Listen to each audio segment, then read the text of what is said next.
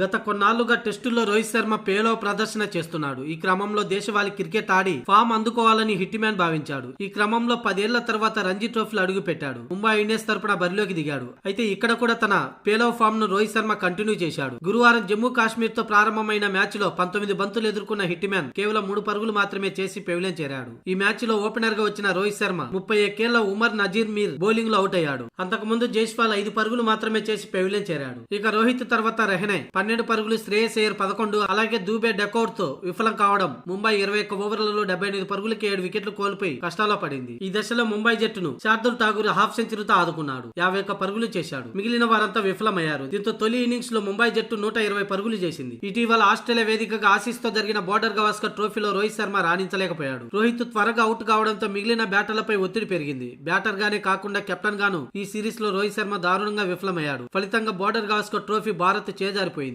ఇక ఇప్పుడు రంజీలో కూడా రోహిత్ శర్మ అదే ఫామ్ ను కంటిన్యూ చేస్తున్నాడు. ఇలా అయితే సుదీర్ఘ ఫార్మేట్ లో రోహిత్ శర్మను చూడడం ఇక కష్టమే. కనీసం మిగిలిన మ్యాచ్ లోనైనా సత్తా చాటి రోహిత్ శర్మ ఫామ్ ను అందిపుచ్చుకుంటాడో లేదో చూడాలి. మరోవైపు యువ ఆటగాళ్లు ఇంగ్లాండ్ పై T20లో అదరగొడుతుంటే సీనియర్లు మాత్రం ఇలా విఫలమవుతున్నారు.